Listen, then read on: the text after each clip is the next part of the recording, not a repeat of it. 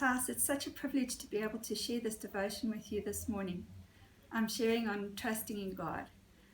Looking back over my life, I'm amazed as I remember all the times that I've experienced God's favor, provision, protection, healing, comfort, guidance, and abundant blessing as I've put my trust in Him.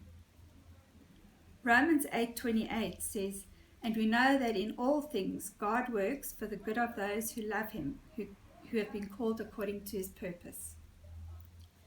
Today I'd like to share a few testimonies of how God has come through for me in different circumstances. My husband was retrenched almost 20 years ago, just before my daughter needed to start primary school. I didn't have a job at the time, and there were no good government schools in our area. We had to trust God that He would work everything for our good, and He did. God provided me with an amazing job in a private school where our daughter could attend primary school at half cost because I was a staff member. Psalm 56 verse 11 says, "In God I trust and I'm not afraid. What can man do to me?"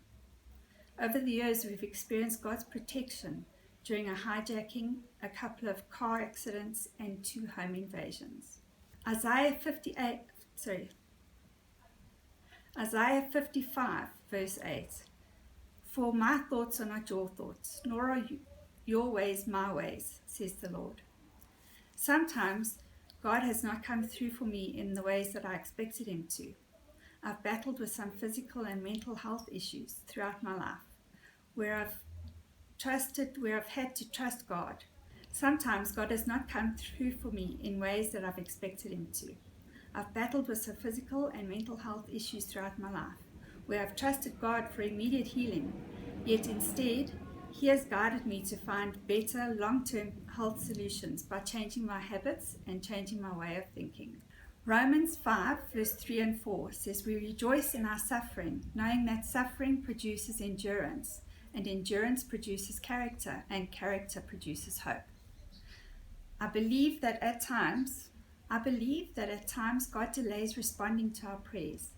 He's often more interested in building our character and transforming us through perseverance than giving immediate quick fix handouts. I've experienced this more throughout the last year in my finances, where I've had to learn to budget carefully and adapt my spending habits. For example, last year I needed to make some sacrifices in order to go on an apostolic trip. But the spiritual growth and blessing that came from going,